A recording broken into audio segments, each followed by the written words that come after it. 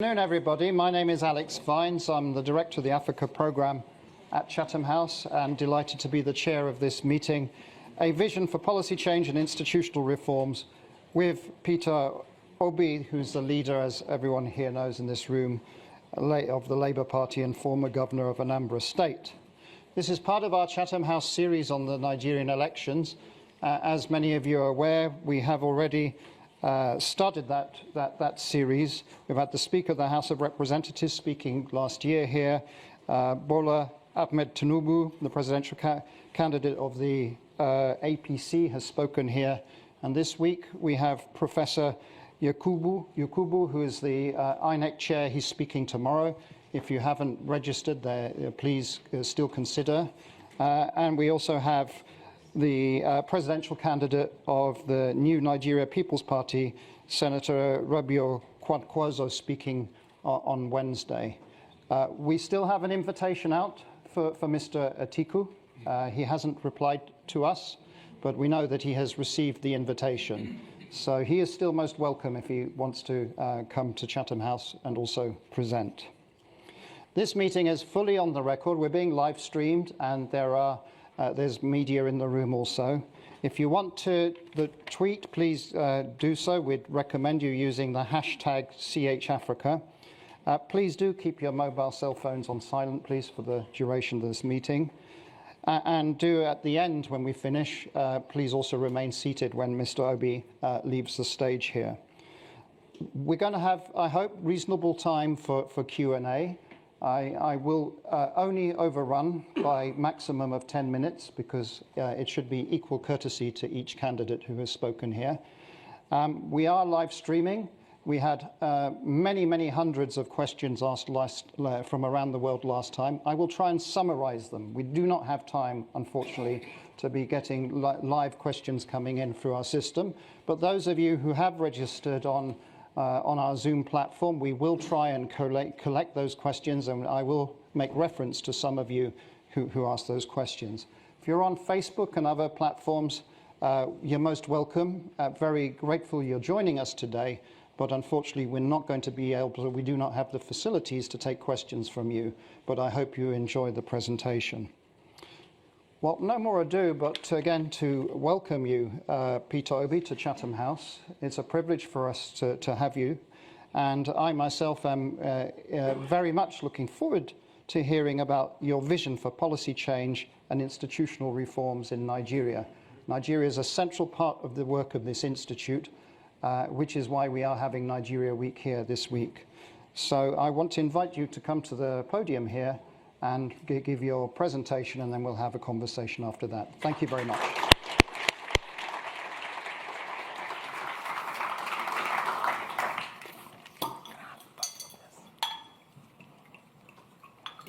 Thank you.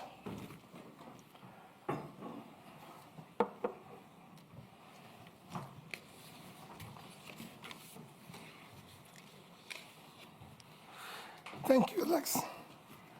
Let me respectfully stand on all due and existing protocols. In agreement with my belief in the primacy of gratitude among virtues, please allow me to begin today with the word of gratitude. I'm most grateful to Chatham House, Dr. Alex Vines and his team for the global impact of their mission and commitment to engagement with nation building in Nigeria. In providing this global platform to interrogate the vision of those seeking to lead Nigeria at this time with clear existential threats, as I will discuss shortly, are pervasive across our dear country. This Chatham House event challenges us to a new thinking. We have an alarming insecurity that has led to loss of many lives and properties, significant decline in food and economic outputs, immense trauma that has compromised the mental health of communities, and in some cases, irredentist pressures and disaffection with the Nigerian project. The economy is in crisis with a troubling debt profile worsened by oil theft of proportion once hard to imagine. 2 economic recessions in 6 years and lamentable power sector that have significantly constrained manufacturing and social life. The Nigerian state is captive to an elite gang-up and a rentier political economy that concentrated power in hands of those who came to power and influence mainly through their own contrivances and influence rather than affirmation of the people, and therefore do not have the incentive to serve the people. Even after exploiting the ethnic and religious cleavages, sentiments to ascend to political power, the very people on whose sentiments they grab power often become the primary victims of such political fraud that has rendered Nigeria a failing state with worsening leadership crisis. Consequently, Nigerian democracy had been on the wane, evident in Afrobarometer longitudinal tracking, which reveals low voter turnout. But this seems to have turned around dramatically last year, allowing independent National Electoral Commission to register over 12 million new voters, with many more complaining they wish to register, but unable to do so due to INEC deadline. What prompted this turnaround? We may ask. The reason for these very high stakes are lurking in the facts of demographics, with our dominant population, the youth, frustrated and unhappy with the status quo and diminished opportunities in Nigeria in an age of globalization, when internet can easily reveal to them prosperous homes of those who live in a better led and governed countries.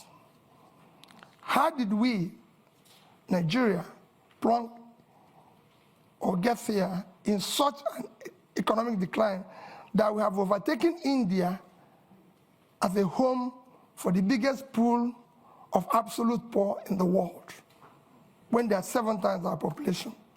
While the poverty rate in India is 16%, that of Nigeria is 63%, with 133 million people classified as multidimensionally poor.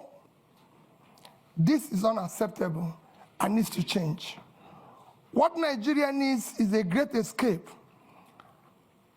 As 2015 Nobel Prize winner in economics, Angus Deaton of Princeton University, elucidated that what separates poor and rich nations is attributed to health and education. But what provides quality health and educational system for a society, committed and focused leadership that can build and sustain public wealth, as I was told by Professor Donald Jacob of Kellogg School of Management. In many ways, this is the heart of my remarks today, which are deeply rooted in my upbringing, particularly my mother's counsel, that I live a life of positive impact and manage both personal and public resources most prudently for the sustainable, inclusive growth of development of the society. It is this principle that guided my stewardship as governor of Anambra State of Nigeria and led to our much commended performance with some prize awards to show for it. Some awards for outstanding accomplishments in key Millennium Development Goals, now Sustainable Development Goals.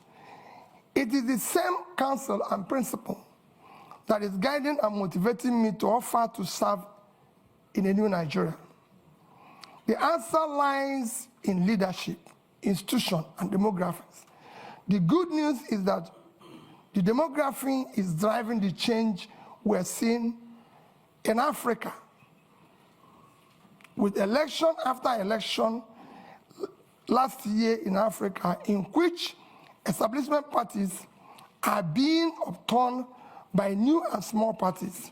It is this change that my vision of policy change and institutional development is rooted in a push for a broadened scope of social mobility and freedom for Nigeria, particularly for the youths and women. Like the former British Prime Minister, Harold Macmillan, said, at the start of the independence decade, a wind of change is blowing across Africa. Today, that new wind of change sees the ballot box as being instrumental to changing of bad leadership. Senator Yusuf Dat Ahmed, my running mate, and I are committed to new politics that start with ethics of servant leaders and anchored on marriage of clean hearts and skillful hands. We know that unless we change the politics by changing the political leadership, we are stuck in this terrible state of underdevelopment and misery. We will build patriotically our institutions, particularly the ones directly responsible for implementing government policies, to make them fit for purpose. It is not to be doubted at the global scene that Nigeria is blessed with some of the most entrepreneurial youths in the world, in science, in business, in art and entertainment. We believe that what remains is the changing of leadership class, from predictors to creators of value, from those whose wealth and power drive from the destruction of the nation and its people to those who have demonstrated competence, character, capacity to invest in human development, create prosperity, and instill right values and ethical conduct deserving of servant leaders. Nigeria today is at a critical juncture, and the people led by the youths, brutalized by bad leadership, are awake and leading the movement to transform Nigerian politics and restart the engine of economic growth and social stability. We count ourselves honored to be trusted, especially by the youth, to lead this democratic revolution, and we are deeply pledged to do so with sincerity, accountability, and unquenchable love and desire for a better Nigeria. We are simply the symbol of Nigerian youth struggle to reverse this ugly trend that keep driving them into social anomia, despair, and rejection of their country. We are determined to do everything that needs to be done to rescue and lead our country to prosperity, freedom, security, and peace. We will use merit to assemble competent Nigerians from all sections of Nigeria to form effective government of national unity. At the heart of my goal here today is to look at our Labour Party's key policy plans and how they will drive up the quality of life of average Nigerian, dramatically reduce poverty, and return Nigeria to a place of strategic relevance in a world that needs a thriving and well-governed Nigeria, stabilizing the continent of Africa, making it high-value add for a planet impaired by environmental challenges, terrorism, and inequity. I also plan to speak on institutions and how the leadership we offer can facilitate the evolution of stronger institutions with the rule of law a key anchor to nation building in Nigeria. I have no doubt that the policy choice we favor and the strong institutions Labour Party will facilitate will move Nigeria from a country of rent seekers sharing oil receipts and consuming conspicuously to the one that produces based on fast vast factor endowments whose value chains can move us towards a high employment economy. We will turn our youth budge to a democratic dividend rather than today's harvest of time bomb of violence, insecurity from uneducated, unemployed, and marginalized youth. This forms the first and most important thrust of our government priorities, without which the rest will not be achieved, to secure Nigeria, end banditry and insurgents, and unite our dear nation to manage our diversity such that no one is left behind. The growing insecurity you see in Nigeria today is not because the enemy is formidable. It is not a lack of focused leadership, ineffective security government structure, and poor coordination from the center. All this needs to be addressed by first, projecting strong leadership, signal that will allow both state and non-state actors to be mobilized around single vision. Then, by pursuing a robust reform of the security governance structure, coordinating mechanism that assures all levels of government, federal, state, local, with three-level policing, are aligned with strong collaboration with partners from both private and development groups to provide required services and deliver results for every Nigerian. Once this is done, it is important to have a single, clear, coherent, consistent development process. It is important for institutions to be able to provide strong leadership, coordination, capability, partner and engage collaboratively with all relevant stakeholders in an environment that mutually reinforces values. The second plank of our policy thrust is to shift emphasis from consumption to production by running a production-centered economy that is driven by agrarian revolution and export-oriented industrialization. With about 70 million hectares of arable land, we will pursue an agricultural revolution through proper segmentation of Nigerian to activate and harness factor endowment of different parts of the country for both rapid and mechanized agricultural development, and as a pillar for Nigerian other sectorial development and industrialization.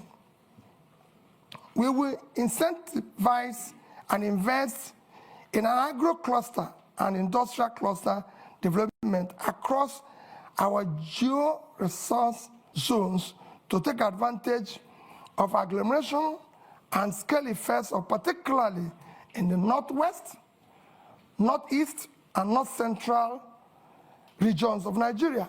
We will dredge both River Niger and River Benue, build dams massively to support planting of economic trees across the country for local usage, poverty and elimination, export and revenue generation. A key task is to sequentially but decisively dismantle the inefficient and anti-market distortionary structures restraining the Nigerian economy from creating a precondition for a dynamic pro-market economy. We will employ entrepreneurial governance to dismantle impediments to free trade and ease of doing business, and implementing radical economic policies that will drastically reduce our debt service, a major drain to government revenue as it is today. Our micro, small and medium scale enterprises will be robustly supported. Further borrowing must be strictly for productive purposes and not for consumption.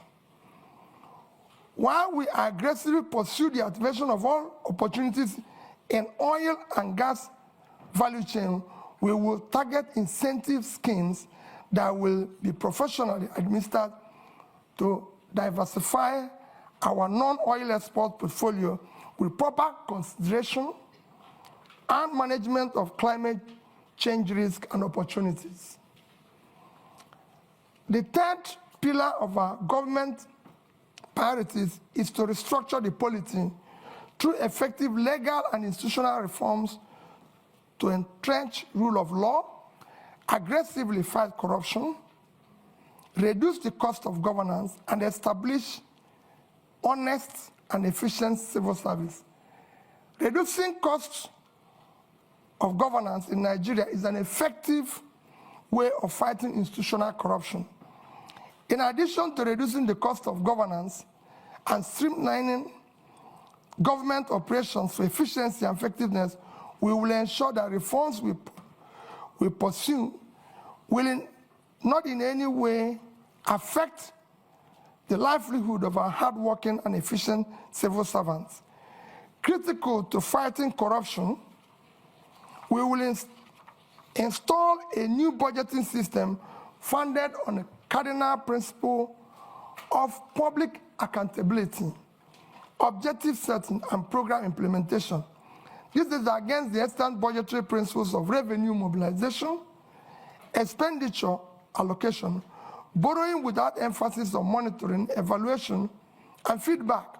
We will enforce principles of performance, auditing, institutionalized monitoring, and evaluation process of the entire public service delivery as the primary means of actualizing our vision of the new Nigeria.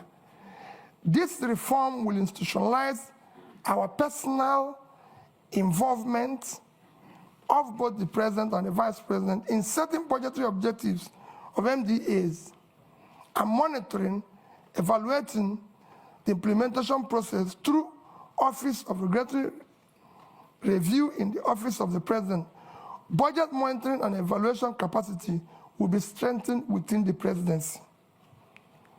We will embark on effective micro and physical restructuring to quickly restore physical viability by discontinuing unaffordable subsidies which have left a black hole in government finances. Fiscal and monetary policy will be properly coordinated with each conventional tool transparently instead of distorting markets in favor of privileged few. For instance, an avoidance of doubt, we will collaborate with Central Bank of Nigeria for a transparent liberalization of our foreign exchange market and dismantling of OPEC multiple exchange rates. Regime which effectively subsidizes few privileged persons. We will seek to boost the supply side rather than continuing to concentrate exclusively on demand management of foreign exchange. When unaffordable subsidies are removed, some carefully calibrated transfers will be used to cushion adverse impact on economically weak. If the competitiveness of the sector is to be enhanced, then we will do so via enactment of transparent and specifically target fiscal and trade policies designed to stimulate investment and growth.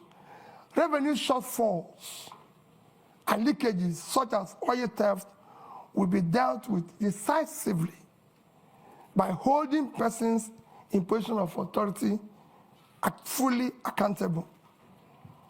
The fourth plank of our governance priorities is to leapfrog into the fourth industrial revolution through application of scientific technological innovation to create digital economy.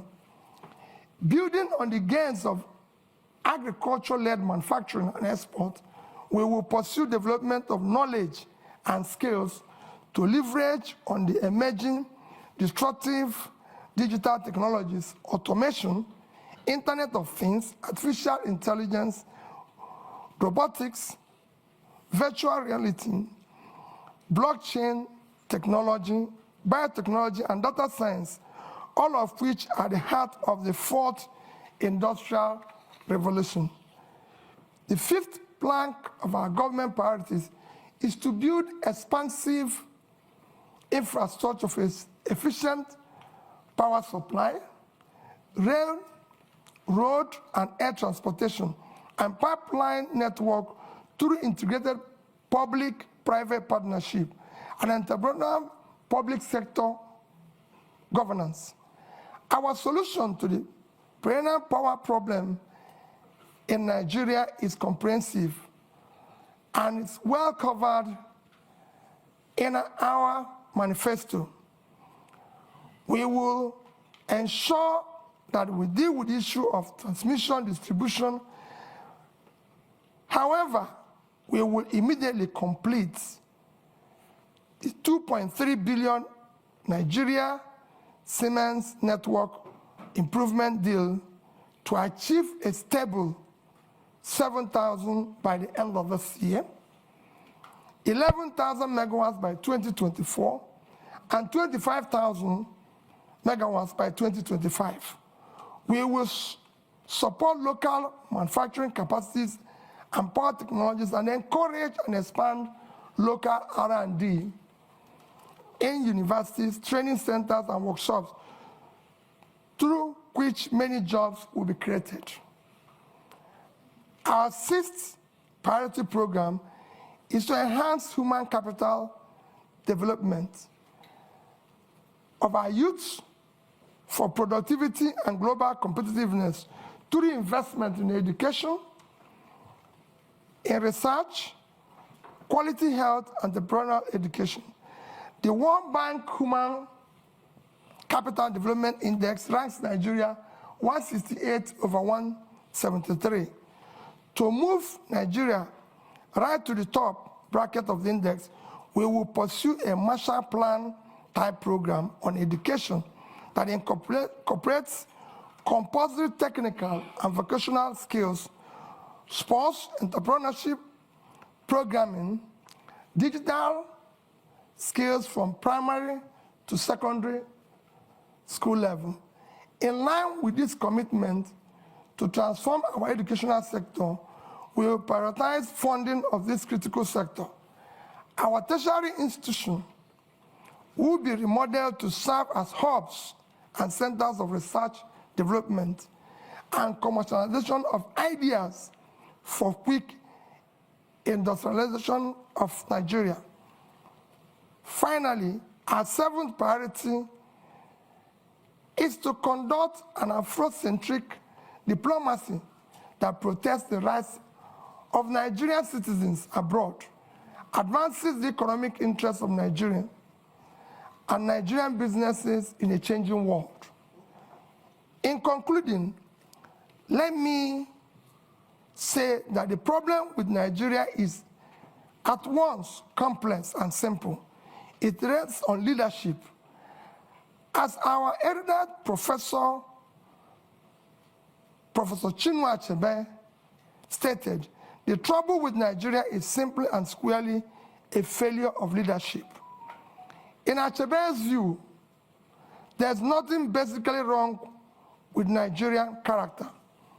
The Nigerian problem is the unwillingness or inability of its leaders to rise to the responsibility, to the challenge of leading in the front by example, which is the hallmark of true leadership. When people of competence, character, commitment, compassion take over the leadership and pursue their mission and tasks with seriousness required, a new Nigeria characterized by peace, unity, prosperity, inclusiveness will be achieved and sustained. That is what's driving Dati, Baba Ahmed, and I to join to offer to lead this desire and crusade of Nigerians, particularly the youth, for an inclusive and sustainable Nigeria that works for all. In line with my upbringing, especially my mother's counsel, my promise is that Nigerian resources will be most prudently used for Nigerians. And as Commander-in-Chief, I, Mr. Peter, will be sincerely pledged that our path with Nigeria will be diligently pursued to create a new Nigeria characterized by sustained and inclusive growth and development for all. Thank you, and God bless all of you.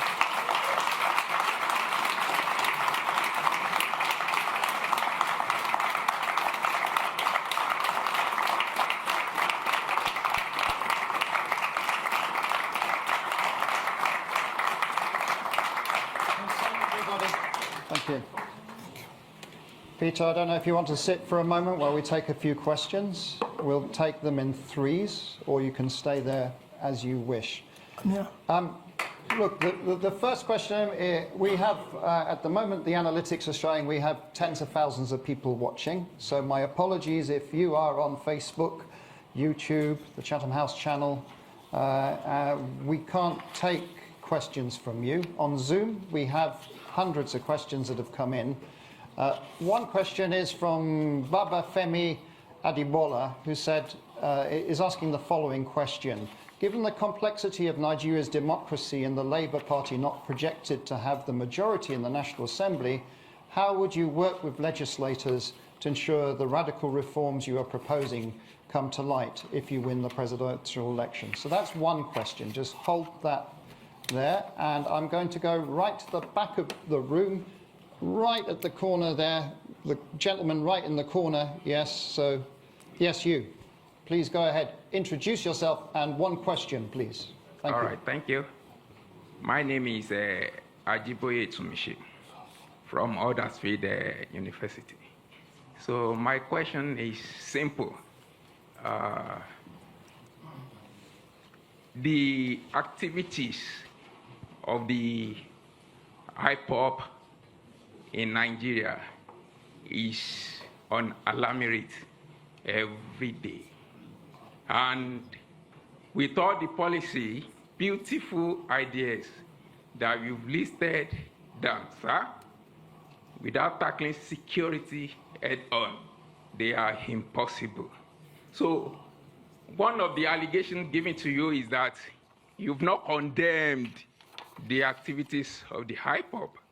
So, and tackling of security. Can you sum up, please? Let me land. Tackling of security. Ladies and gentlemen, let's. Sorry, I'm a student. We have to line. Tackling of security. How will you tackle it, sir? Are you introducing? Yes. Please. Are you introducing state police, or are you strengthening the federal government security apparatus? Thank you. Thank you very much. I have another question that has come in, which I want to ask from our virtual audience, and it's from Vivian Achekwezu, who's asking the following. Vivian is asking, for many years Nigeria has underinvested in healthcare. What are your plans for achieving universal health coverage, where access to healthcare is a right rather than a privilege, as well as ensuring sustained funding for epidemic preparedness and response? We did have a similar question for Mr. Tunubu in the last session that we did. So there are three questions there for you, Peter, and then I'll come through the audience here. Please just be patient. First question is, how do you deal with the legislators, considering that Labour Party is probably not in control of the legislative arm of the government? Quite frankly, I've been through this as a governor. When I was elected and sworn in as the governor, I have 30 House members, not from my party. In fact, nobody from my party was involved. As long as you are pursuing what is right, everybody will go with you, because the legislator is insecure in his place. He knows that his people are without job. And that's what he wants. He wants development. What else is he elected to do? It becomes a problem when you're pursuing transactional policies, which will benefit you, or you're engaging in nepotism where you have to. But if you address it by strictly following the Constitution, which spells out that the system is characterized by simply that we have diversity and all is included, and you did the right things, you don't need to worry about that. On the issue of IPOB, maybe you're not following me. Even yesterday, I spoke about Biafra being ended 53 years ago. It's all over the place in this space. I condemn all agitators, but in condemning them, you have to look at what brought about these agitations all over the place. It's not only IPOB. We have Yoruba Nation movement. We have all sorts. When you have created this level of massive poverty, where 63% of your population is poor, you're going to create all sorts of problems. I was speaking to a British minister this morning. I said we have about 40% unemployment. And we have about 60% youth unemployment, young people in their productive age doing nothing. If you have 15% unemployment in Britain today, you're going to have massive, remember, agitation. Nobody will be able to leave his house. So what you're seeing is a cumulative effect of leadership failure over the years, which will be solved by good governance. When people start seeing justice, fairness, and inclusive government and doing the right thing, all those things will start reversing itself.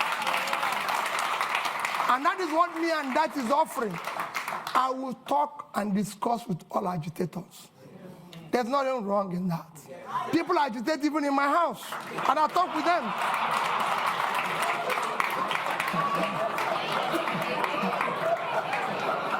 So I'll deal with everybody. I'll show you of that. Don't worry about that. On the issue of health, yes, we have a problem with health. We have underinvested, and because our government have not prioritized our development agenda, everybody knows that the only measure of development that is recognized globally today is Human Development Index. And this is hinged on 3 items: life expectancy, which is health. And we are low in that. Nigerian life expectancy today is about 50-something, as against the global average of 72. So we're low. Same in education. So it's to prioritize that. I just gave somebody an example. In the past 5 years, from 2015 to 2021, Nigerian budget in health is under 2.5 trillion naira for 200 million people. It's unacceptable. Even this year, our budget for health is about 1.5 trillion. Our budget for education is about 2 trillion. 2 of them combined, annual budget is about 3.5 trillion. When your 6-month budget for subsidy, which is a criminalized, listen, if 3.6 trillion, it's unacceptable. You have to put money in key development areas, as Professor Dutton has just mentioned, and I read out here, that what separates country, rich and poor, is health and education. So it's clear. So we will deal with it. But he said, how do you cover it? Nations of our size have covered it. How did India, for 1.4 billion people, cover issue of health? How did Indonesia cover that? We have big nations that have done it well. If we don't know how to do it, we learn from them. There's nothing wrong in learning if you don't know how to do it.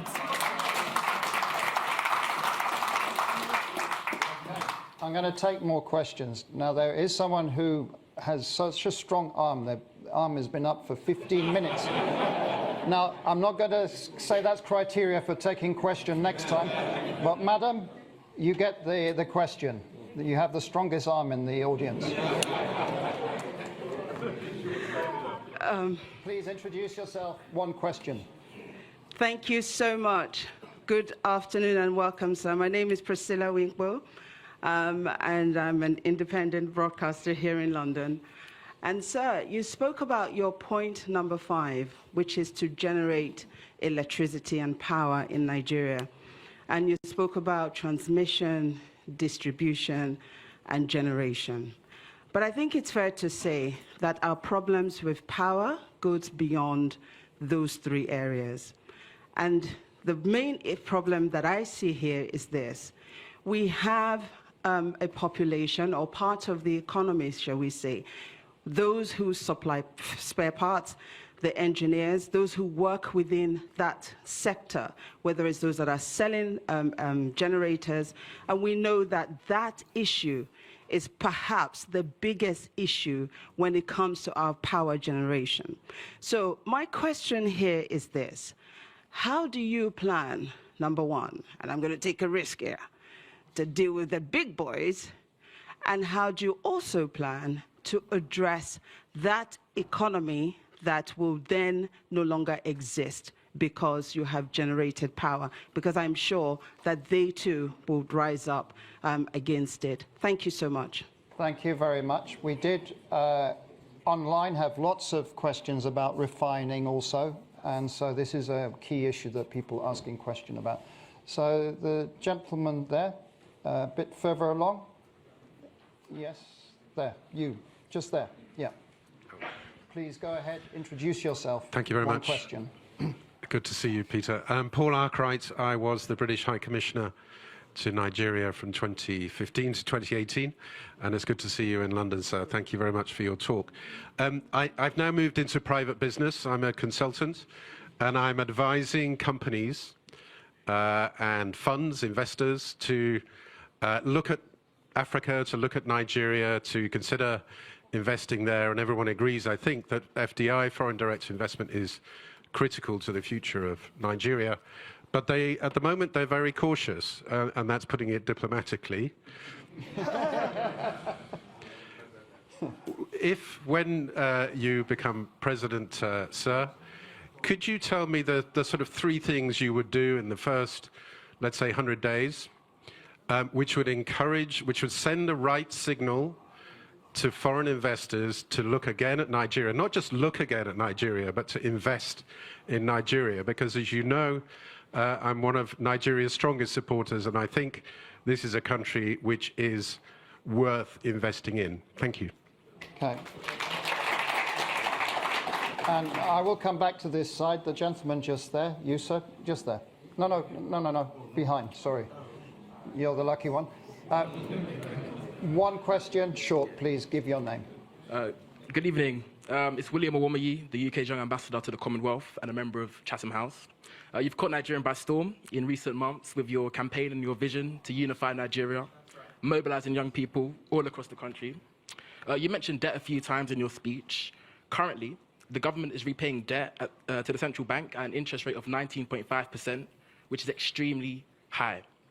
How do you plan to support the next generation? The government is paying? Repaying the central bank debt by 19.5% interest rate. How do you plan to support the next generation by dealing with the debt repayment crisis? And also, how do you plan to deal with tackling financial transparency in Nigeria? The central bank hasn't released its balance sheet in about 3 years. Thank you. There you go, Peter. 3 questions. Let me start with my sister there. He talked about the big, what you're saying is about the big boys who are selling generators. Let me assure you what we've been campaigning on. Our campaign, you have heard them say we don't have structures. That is the structure we're trying to destroy. Structure of criminality. That is what I mentioned. That Nigeria is being held captive. That structure is structure that has impoverished Nigeria. We will dismantle it. It will not be there. I assure you of that. We're going to turn around the power sector. Nigeria generates about, today, 56,000 megawatts of electricity for 200 million people. And South Africa, the second biggest in terms of economy in the continent, 5 to 6,000, that's 5 to 6,000, sorry. And South Africa, the second biggest economy, 60 million people, generates about 40 to 50,000. And South Africa, in the past 3 months, have declared emergency in power and said anybody can generate up to 100 megawatts without license. So somebody who is 60 million, generating about over 40,000, declared emergency. What do you think somebody with 2 million people generating 5 to 6,000 will do? War. I'm going to declare war on power, and I'll solve it. Anybody who stands on the way, so be it. Bringing back foreign investor is very simple, Paul. Foreign investor is like bee and honey. All you need is to create honey. The way bee will find the place is very simple. Foreign capital is scared of corruption. Is scared of bad policies. Is scared of where there's no rule of law. You need to put a regulatory environment that makes it conducive. You need to secure it. That is at the heart of what Dati and I are offering. We will build that intangible assets of securing the country, making sure that we govern to rule of law. We will fight corruption.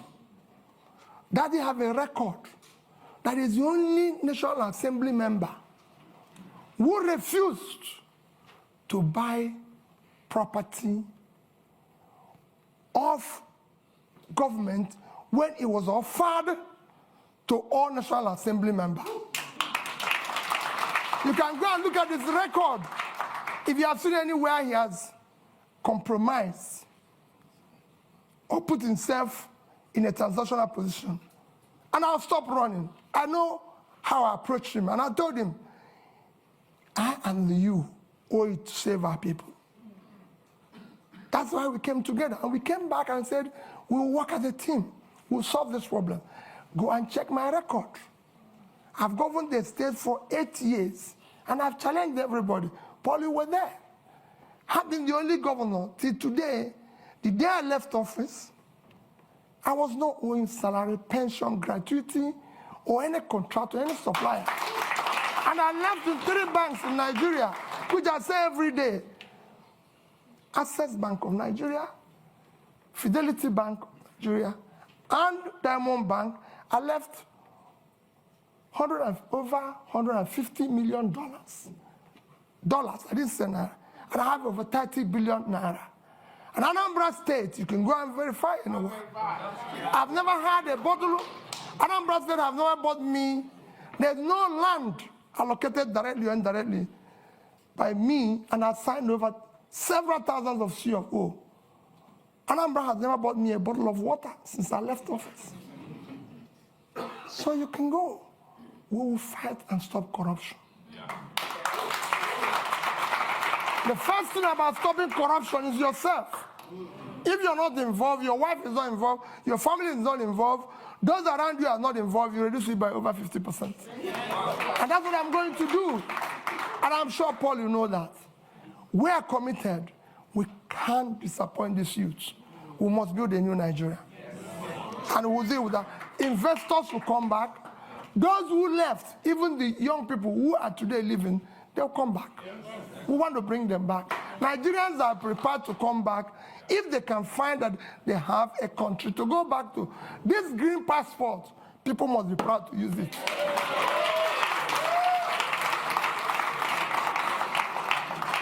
On issue of capital, where do you find money? My young brother, there's nothing wrong in borrowing. Borrowing is a legitimate way of every government I've studied in the world borrow. Even Britain, as we speak, owns over 70% of their GDP. Every government I know lives on borrowing. Even Norway, with 1.4 trillion sovereign wealth, is owing. The economies of the world, the third biggest nation in the world is America. The debt of America today is almost 100% of their GDP. The second, China, is almost owing over 60% of their GDP. Japan owes over 230% of their GDP. But let me tell you the difference. Japan is owing over 230% of their GDP. They invested the money to save their economy. And in that, even with that, Japan is still the highest holder of US treasuries. So there's something they can fall back on. What has happened? So borrowing is not wrong. If I have done, I compare two countries that borrowed with Nigeria and how well they've done. But what has happened is that when you borrow for consumption, you have a crisis. Nigeria borrowed for consumption. Nigeria in 2015 had a GDP per capita of $2,550. And they were owing about 15 trillion naira. Today, with central bank ways and means, we're owing over 75. So we have grown that debt by about 400%, but our per capita is 2,000. That means that the money we borrowed was thrown away. So that is what I'm going to reverse. We will restructure the debt as it is today. We will restructure it and put it long term to be able to pay it. I'm a finance person, that is one. And then we will not say, like I said here, no more borrowing for consumption. We will see borrow, people will see it, it will be transparent, it will be for investment. And that's what we intend to do.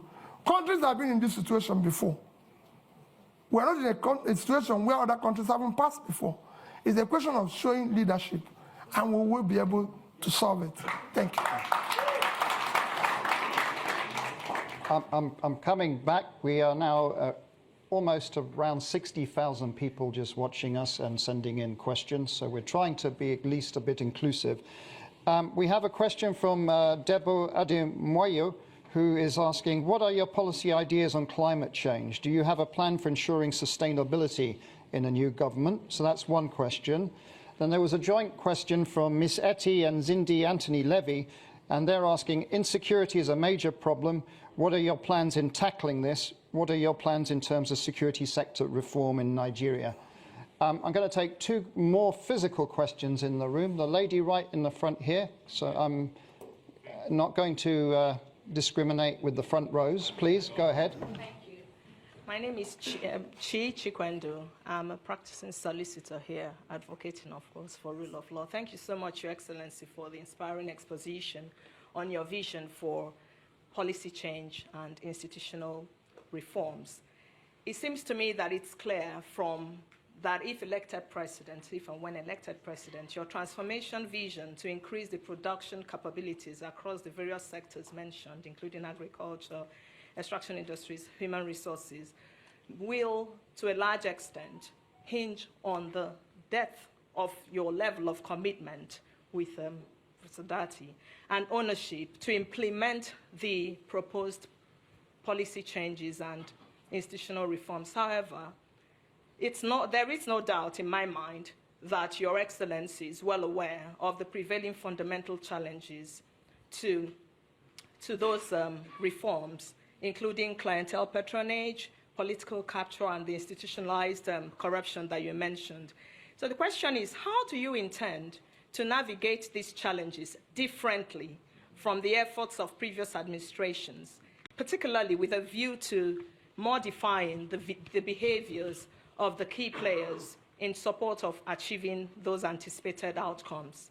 And I was very warmed when you mentioned you're broadening the scope of youth inclusion and women based on gender issues. So further, how do you intend to quell the current ethnic tensions ravaging our communities and consequently stagnating economic growth and development, and to implement a pragmatic mechanism for dealing with those societal concerns for equal... Okay, please. we need... The longer this takes, the less questions. Madam, please, Yes. now.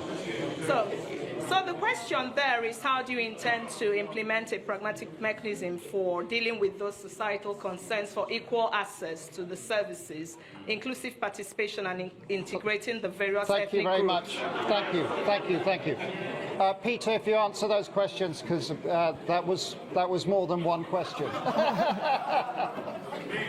Well, let me start with the issue of, you have, like you said, you have more than one question. I have about 2 questions. Let me start with the issue of ethnic tension.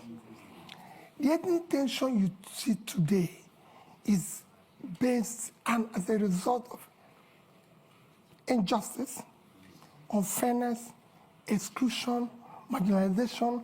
As soon as you start reversing that, they start going down. That is what I said to young man about agitation.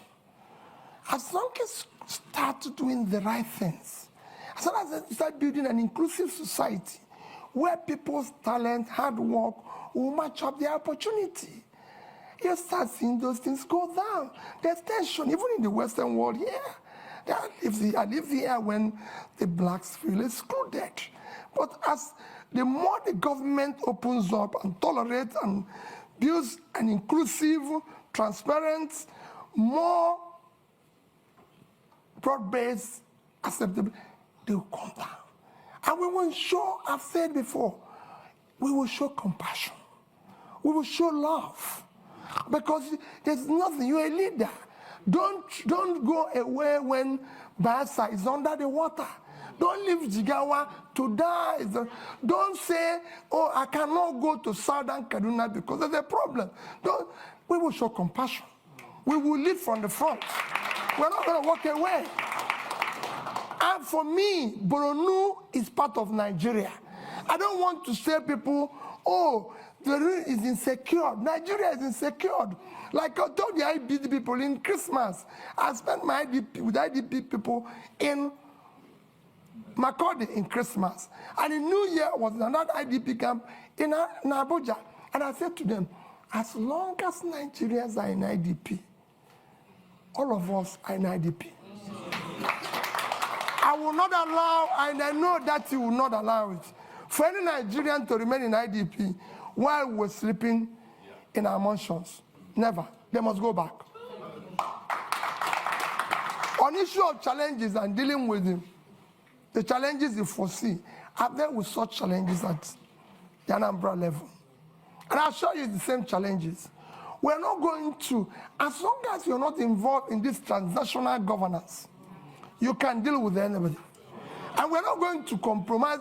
We have an issue, I said, we're at an initial threat that we don't need to.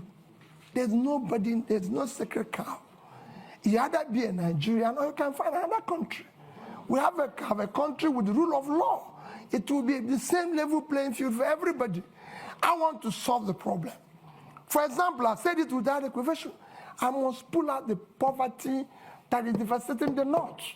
The vast land in the north is far more in terms of assets and source of revenue generation and exports for Nigeria than the oil. It's very simple. And I give you an example of one state that I use every day. Niger State is 76,000 square kilometers. Precisely 76.3 thousand square kilometers of land. 7 local governments in that state is under control of bandits. I've tried to interview them because they have no job. They have nothing and everything. Niger State is 2.5 times the size of Netherlands.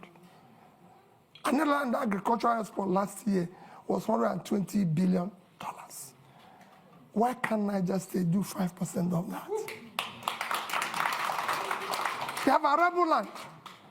And all they get from the revenue, from the sharing, which is the consumption, is less than 50 billion naira.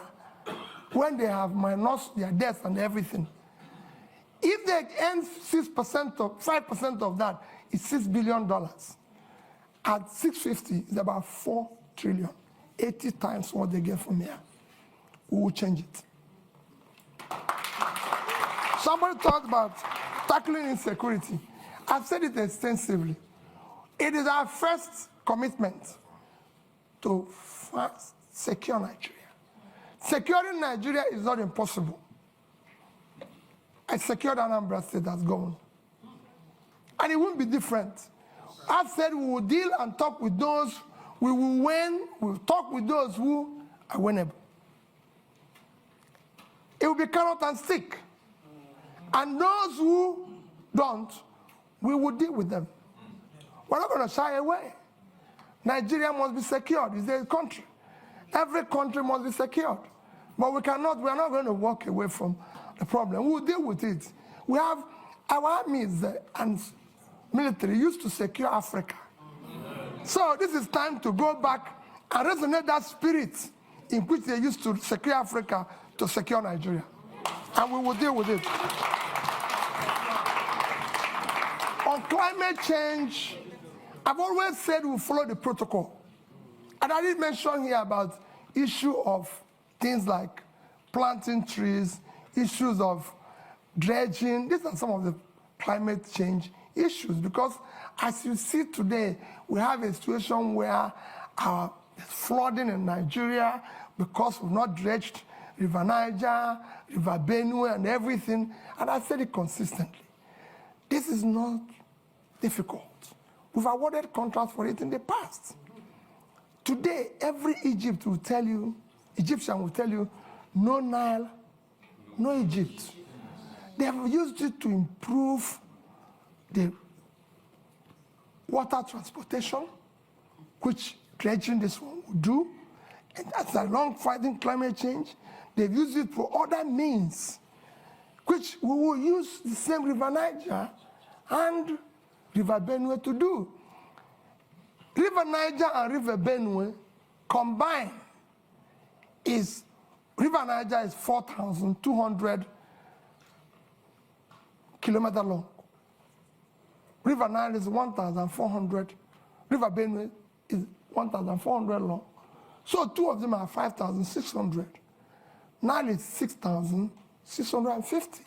If Egypt, an African country, can dredge, maintain River Nile, Nigeria is big enough to deal with this, and we'll deal with it. And I assure you, you'll see the difference. It will be clear. Other protocols of climate change will follow it. Where we find difficult, we'll negotiate and talk with other involved in that. We are signatory to it, and it's devastating the world today. So we must follow the protocol. Thank you. The clock is ticking. We're on borrowed time now, but we are going over, as I said. There's right at the front here, there's a gentleman there. I'm going to take 3 questions, and then I think the clock is going to have had its say. Short and sharp, please. Go ahead. I'll keep it short. Hi, good afternoon. My name's Alexis Akwajiram. I'm the managing editor of Semaphore Africa. My question is, if you become the next president, would you seek to keep the current central bank governor or replace him? And please explain your answer. So, the gentleman in the middle there. Yeah.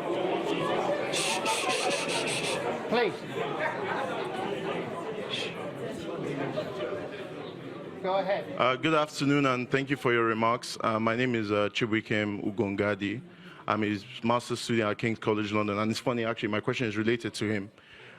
Given the debacle at the central bank currently and their conduct over the past 8 years, what is your view on central bank independence as a tool to improve economic growth? And how will you what will you do about the leadership at the central bank when you become president in order to make sure that their principles are in line with yours on monetary policy? Thank you very much. The lady over there. Yes, madam, you. Yes, but sharp, please. There's a microphone just here. It's next to you. Just there, please. Aha. Okay, Your Excellency, good afternoon. So my question here is this. You talked about restructuring. As you're aware, Nigeria can barely service its external debt. Nigeria can barely service its external debt. our current external debt, we cannot service it, or we're finding it difficult to service it. Now, when you become president, how do you intend to restructure our external debt without actually downgrading our rating in the market? Thank you. Thank you. And your name, just so My we have name it? is Ifeyinwa Umunakwe Okeke. Okay, thank you. And then if we move the microphone to the lady just there, last question. Yes. Good afternoon. Nice to see you again, Mr. Obi. My name is Kenneth Chukwuwabo. I'm a PhD candidate at the University of Cambridge. I study public-private partnerships in education. I read your manifesto, and it seems PPPs are taking a central stage in education sector. So I wanted to ask, what is your rationale for involving private actors in public education, and what governance structures would you put in place to ensure the accountability of these actors in a sensitive sector such as education? Thank you. Thank you very much. My apologies. We've run out of time now. I'm watching the clock.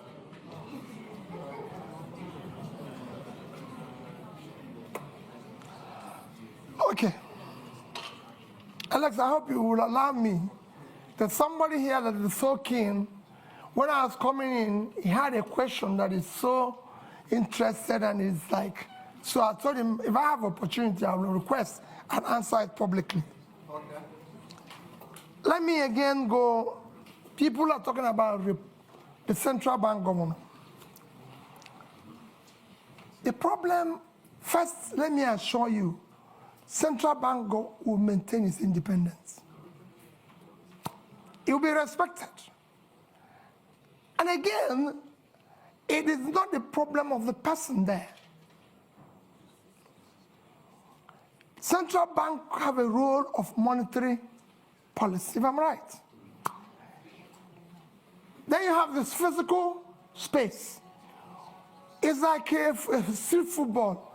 When the person who is supposed to be in the physical space is no longer, it's like you go to a football match, and somebody who is supposed to play in a particular wing is no longer there. You find people playing various wings. The weakness of the physical space allows the monetary space to take over, and in supporting, because there's a weak governance structure, that is why we're able to do what we're doing. What is happening today is happening.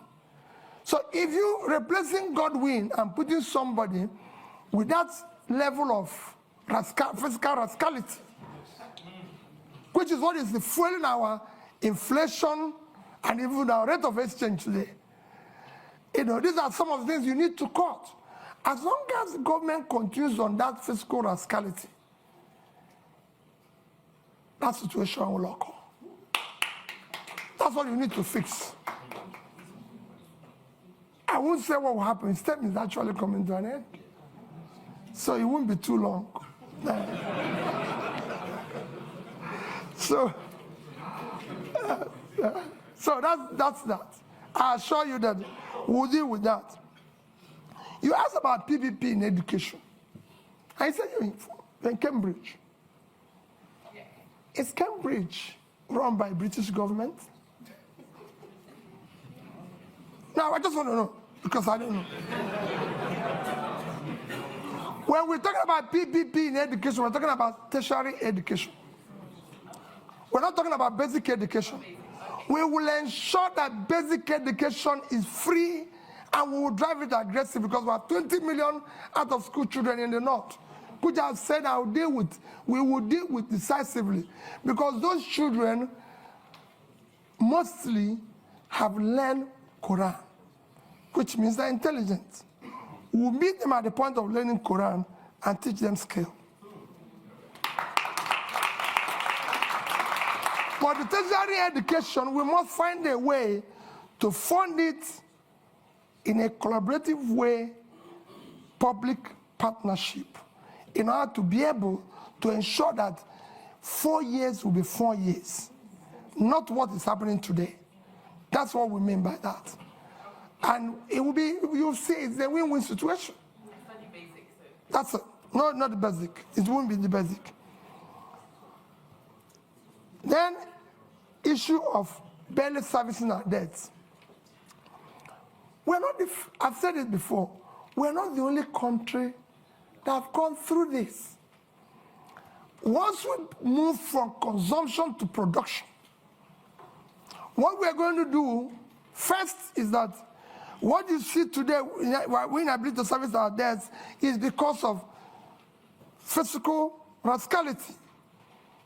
You're paying unsustainable subsidy, which will be stopped from day one, because it's a criminal thing. You're no longer generating money because they're stealing oil. And the only people who can steal oil are people in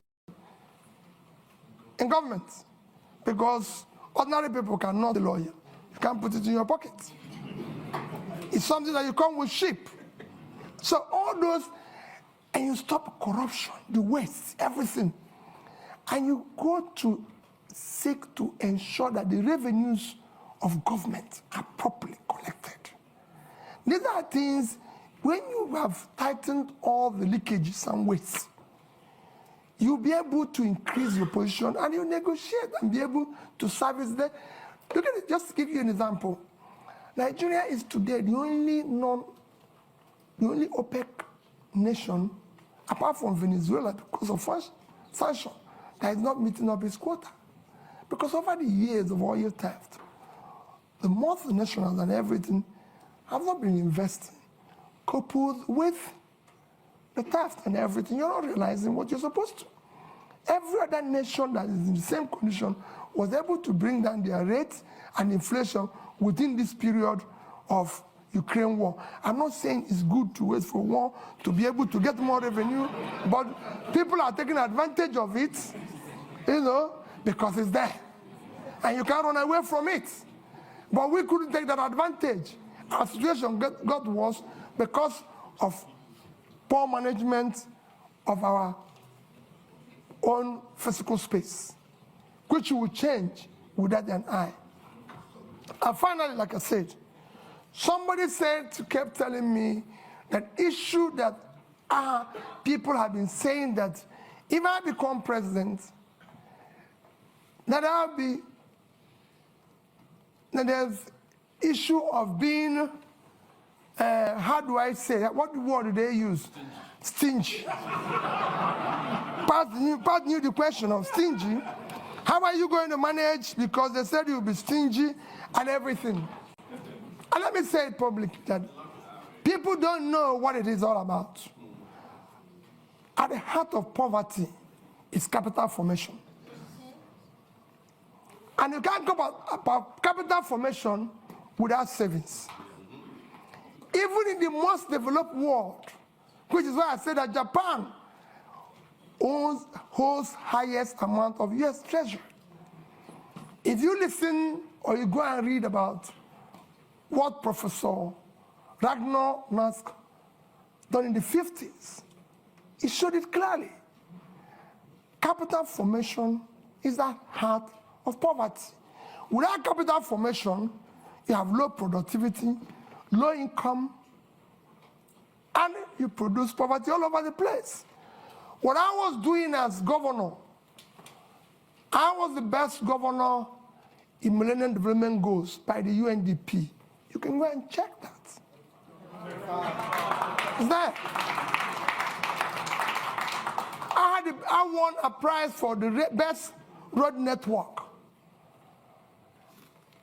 I won the Gay Prize back-to-back on health. You can go and see what I did in health.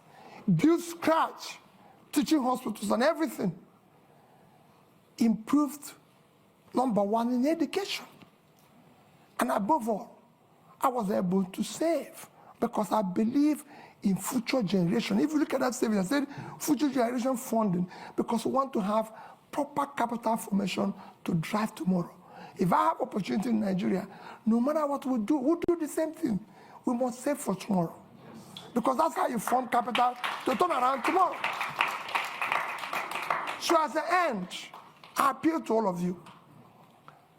There's nothing more powerful than an idea whose time have come.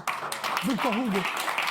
The time today is to have competent leadership with character, commitment and compassion. And that's what Nigeria is yearning for. That's what Dati and I are offering you. Let's have opportunity to build a better Nigeria. Thank you.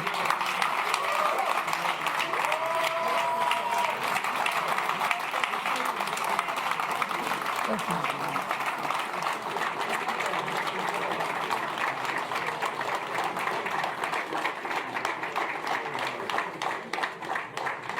A couple of announcements.